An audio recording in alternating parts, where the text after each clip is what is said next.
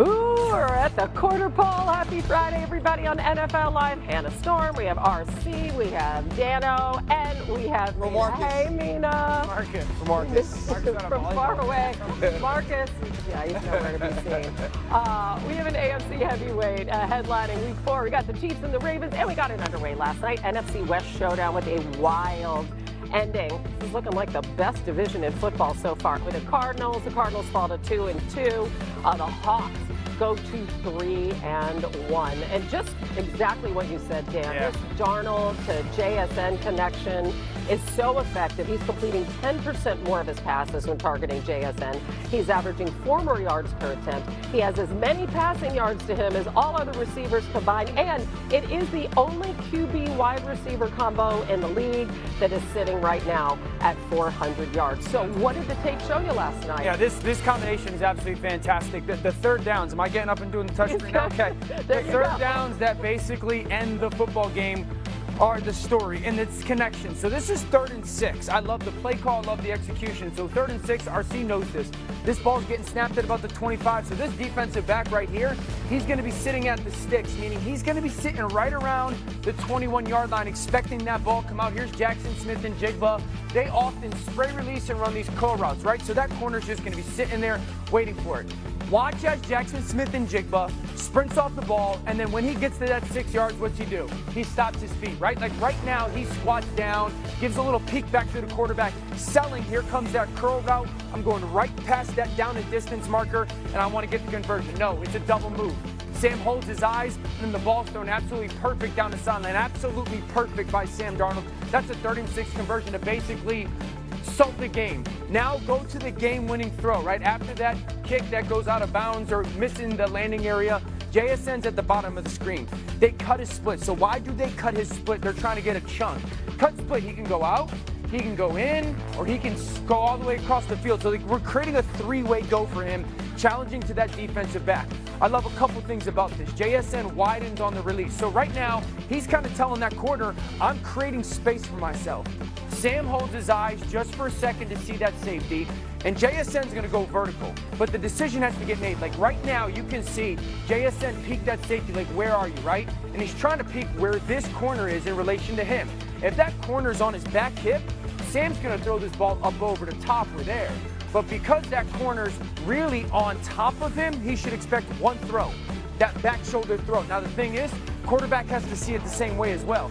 JSN peeks back, that ball is already out of Sam Darnold's hands, and then again, the ball placement, giving him the chance to stop and adjust with his body control, absolutely sensational. Field goal kicked by the Seahawks in a win on the road. I just think the connection between those two guys is so good right now, and if you're playing man coverage against JSN, Sam Darnold's going to go to him with the football. And JSN is having a superstar leap this season. And watching him, there's a couple things that jump out to me. One, his emergence is like a true 3-level threat. It's kind of crazy, guys, to think back to his rookie season. He was a first-round draft pick. Remember that. But he was mostly used in the slot on little hitches and screens. And now he is completely used on the perimeter, downfield, runs the entire route tree. And then the other thing, and Dan really alluded to this when he talked about the connection with Darnold, is just the faith that his quarterback has in him. Yeah. The Seahawks do a great job of helping JSN get open through their formations, the way they bunch him, stack him, etc. But on throws where he has less than 3 yards of separation, he leads all receivers in yards per route run. He's only behind Amon-Ra St. Brown in EPA, expected points added. And you saw it on the back shoulder. There was an out. Darnold just believes that even if it doesn't look open, he's going to get open, and that is something that feels completely sustainable over the course of the season. It's truly something special building there. Yeah, it wasn't targeted at all in the first half. And again, there's so much to really like about this team.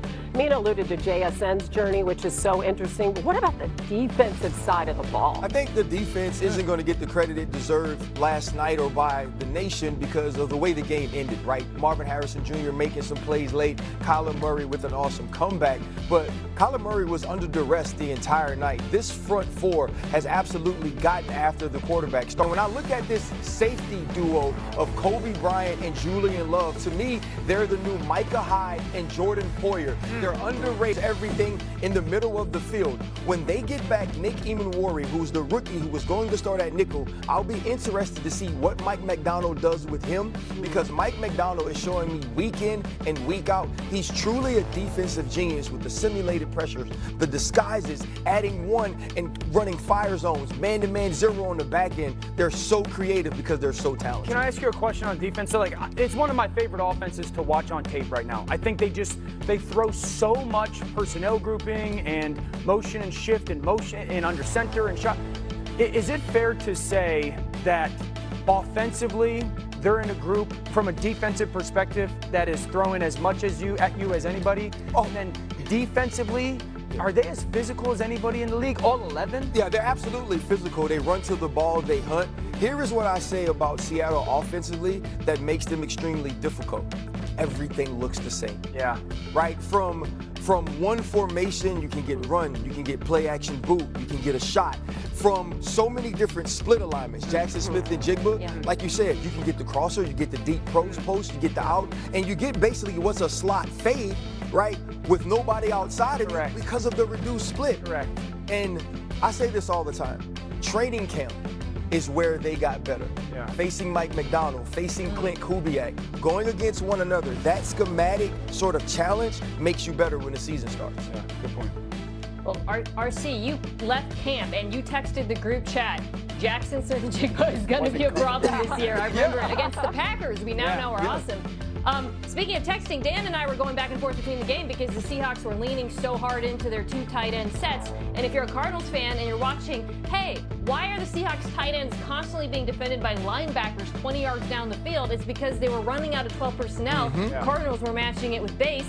It's exactly what we've been talking about all season. I do want to say one thing about the offense, though, before we move on. I do not like the conservatism late in the game, and this has now been an issue for a couple of games with this offense and the play caller. I did not love them at midfield going run, run, run to set up the long field goal. Your passing attack is too good to turtle up that way, and they're going to lose against better teams if they don't. Well, this is what you want, Mina, right? You want them to be winning, but then room for improvement.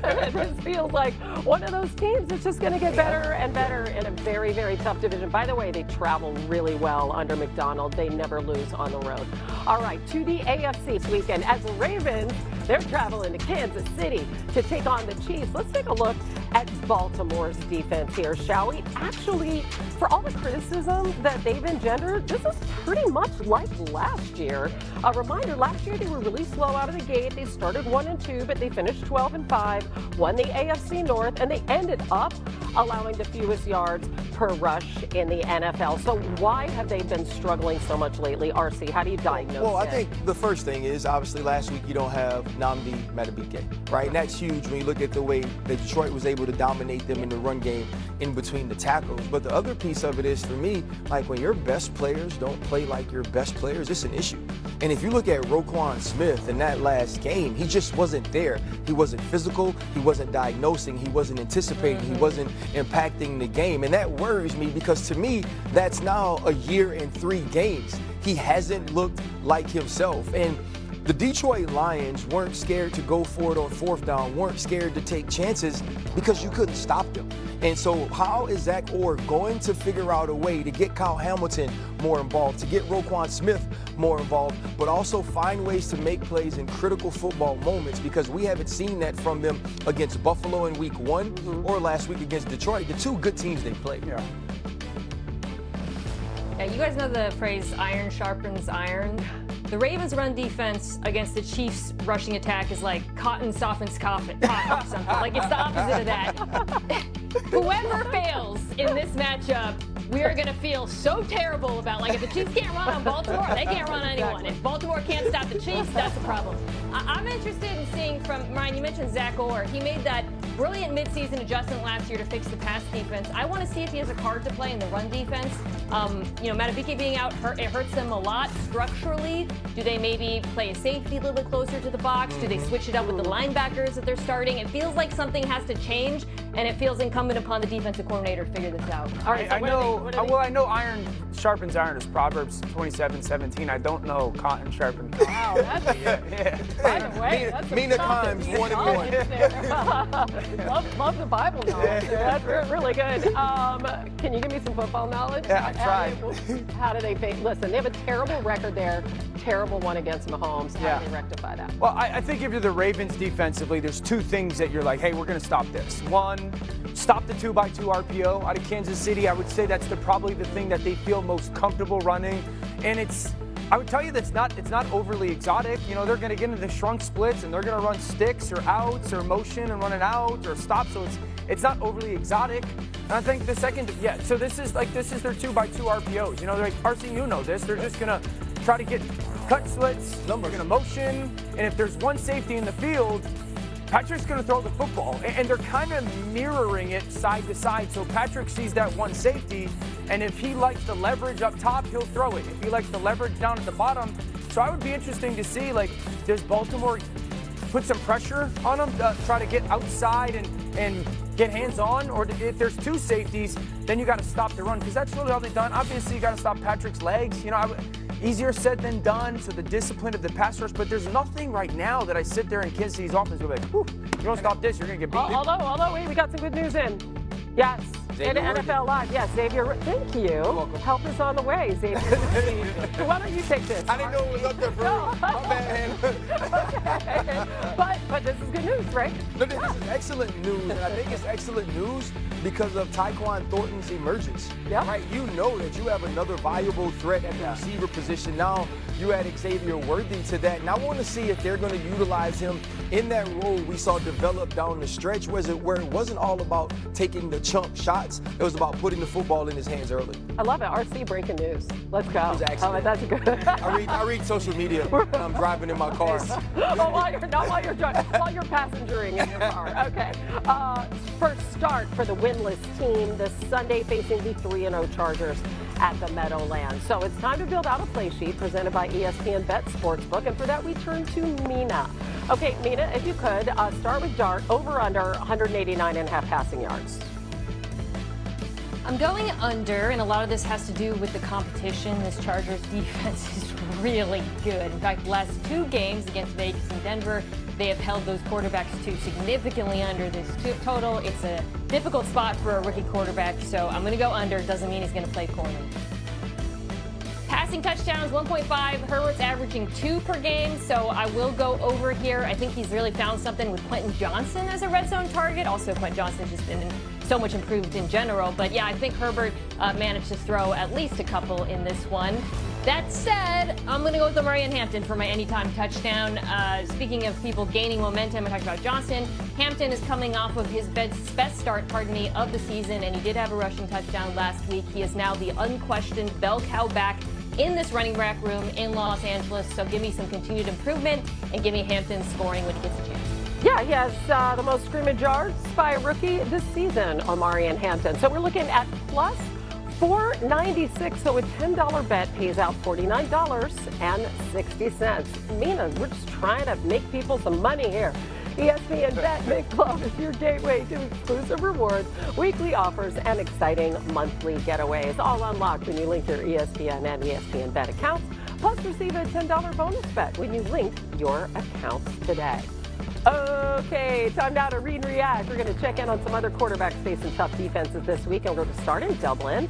Aaron Rodgers will have his hands full against that Vikings defense. This is a Vikings team that runs a lot of zone. In fact, the second highest rate in the NFL, more specifically, their ability to apply pressure in their zone. Aaron Rodgers has not fared well when pressure